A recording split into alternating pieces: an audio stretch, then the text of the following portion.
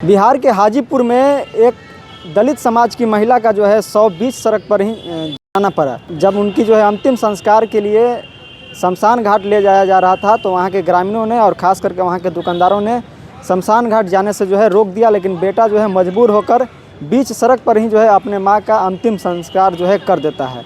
अब इसी पर बातचीत करने के लिए हमारे साथ आरजेडी प्रवक्ता आरजू खान जी। कैसे देखते हैं सर, अब तो बिहार में इस तरह की घटना सामने आ रही है और ख़ास करके मांझी समाज में बीच सड़क पर ही जो है बेटा मजबूर होकर अपने माँ का जो है अंतिम संस्कार कर रहा है। ये तस्वीर कोई नई नहीं है।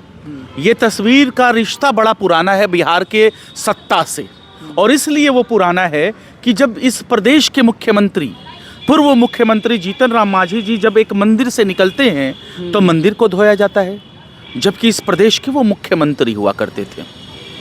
तो जब इतने पावरफुल लोगों के साथ जब ऐसे भेदभाव होते हैं तो सवाल सत्ता से होता है कि आखिर में सत्ता क्या करवा रही है। जहां देखिए शोर है, हंगामा है, कहीं किसी अकलियत को मारा जा रहा है, कहीं पिछड़े दलित को के ऊपर पेशाब किया जा रहा है, कहीं उनका मंडन करवाया जा रहा है, कहीं मंदिर में जाने से रोका जा रहा है, किसी को घोड़े पे चढ़ने से मारा जा रहा है। आखिर में चल क्या रहा है, आप इस चीज को सोचिए। ये चल रहा है, ये चीज यहाँ नफरत का बाजार गर्म है, और नफरत का बाजार इसलिए गर्म किया जा रहा है क्योंकि इस नफरत के बाजार के अंदर सत्ता चलती है, और सत्ता को ये एनर्जी चाहिए, और वो एनर्जी इस तरीके से चाहिए कि भारतीय जनता पार्टी बिहार प्रदेश में जब से या देश के जब से सत्ता में काबिज हुई है, गरीब, पिछड़ा, शोषित और वंचित और अल्पसंख्यक इनकी खुराक बन चुका है। और ये डिवाइड एंड रूल की पॉलिसी यहाँ पे अपनाते हैं कि देशवासियों को लड़ाओ और अपनी गद्दी पाओ। देशवासियों को लड़ाते हैं और गद्दी इनकी बची रहती है। समझना है इस प्रदेश के गरीब, वंचित, शोषितों को, इस प्रदेश के अकलियतों को कि अगर एक 91 साल की बुजुर्ग महिला जो मांझी समाज से आती है, वो मांझी जी जो पूरे अपने परिवार को एक जगह सेट कर चुके हैं।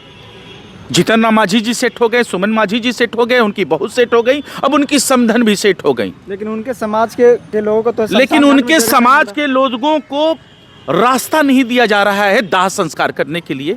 वो कितना लाचार वो सिस्टम से वो बच्चा होगा, और उस सोच से कितना लाचार वो बच्चा होगा जो अपनी 91 साल की माँ का दाह संस्कार बीच रोड पर कर देता है।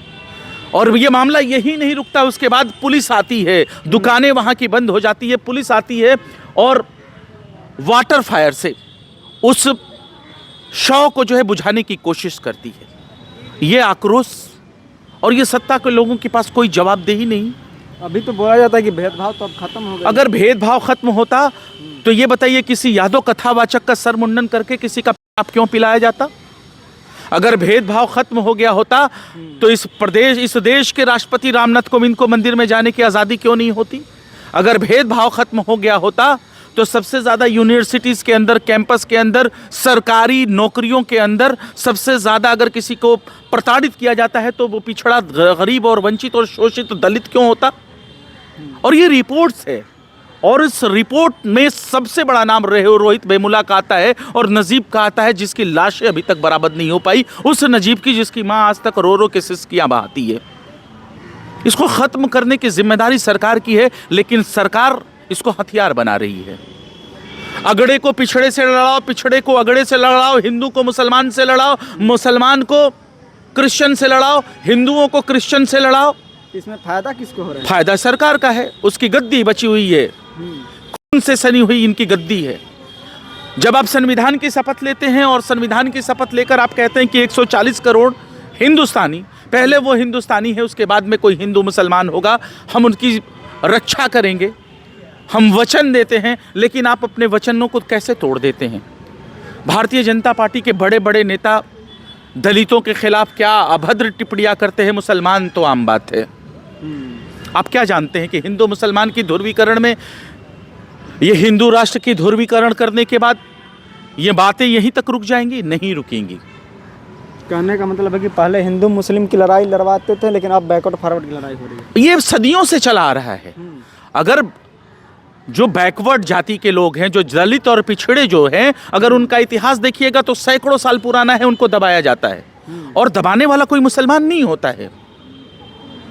मुसलमान कोई नहीं होता है। और जब देश में जब संविधान लागू हुआ तो संविधान के खिलाफत करने वाला भी कोई मुसलमान नहीं था, कोई संघ ही था। और उस संघ को मानने वाले कैसे देशभक्त हो सकते हैं, सबसे बड़ा सवालिया निशान ये है। और वो लोग यही चाहते हैं कि इस देश में अमन और शांति कायम न रहे, भाईचारा न रहे, लोगों के अंदर भेदभाव रहे, ये चाहती है सरकार। और इसकी वजह से हमेशा आप देखिए, किसी भी प्रदेश का अगर उठा लिया जाए, आज असम के मुख्यमंत्री कहते हैं कि मेरी मानसिकता है कि मुसलमानों को परेशान किया जाए। अगर कोई रिक्शे वाला 5 रुपए भाड़ा मांगता है, मुसलमान है, तो उसको 4 ही रुपए दो, उसको परेशान करो। ये कौन से संविधान की आप शपथ लेते हो? संविधान को अपने बूट के नीचे रखते हो आप।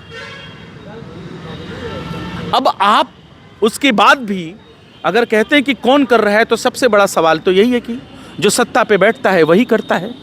सत्ता पे बैठे हुए लोगों से सवाल होना चाहिए। आपकी जवाबदेही है सत्ता से सवाल करना, आप सवाल करिए, लेकिन आपका सवाल विपक्ष से होता है।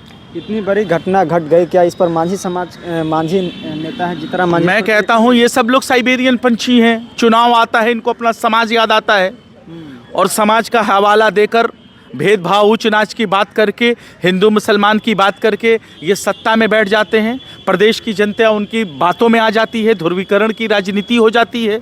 इनको क्या लेना देना है मांझी समाज से, या फिर चिराग पासवान को क्या लेना है पासवान समाज से? पासवान समाज के लोगों से आपने वोट ले लिया, उनके घरों पे जब बुलडोजर चला तो ये पासवान समाज के आदरणीय रामविलास पासवान जी के सुपुत्र चिराग पासवान कहाँ थे? मैं उनको साइबेरियन पंछी ना कहूँ तो क्या कहूँ? जब जब चुनाव तब वो बिहार में दर्शन देने आते हैं, उसके बाद कहाँ वो, उनका कुछ पता है? दलित केवल वोट बैंक, सिर्फ वोट बैंक है, और इनकी बातों में आकर वो इनकी खुराक बनता है, उनको वोट देता है, और फिर 5 साल वो जलील होता है, चाहे वो जीतन राम मांझी जी के जातीय नाम से जलील हो, चाहे चिराग पासवान के नाम से जलील हो। आपके तरफ से इस घटना पर क्या है? हम लोग देखिए, राष्ट्रीय जनता दल गरीब, वंचित, शोषितों का बल है। हम गरीबों की आवाज़ सुनने के लिए ही हैं। विपक्ष इस देश में प्रहरी है, और बिहार प्रदेश में प्रहरी है। अगर हम न होते तो ये आवाज़ भी नहीं उठती।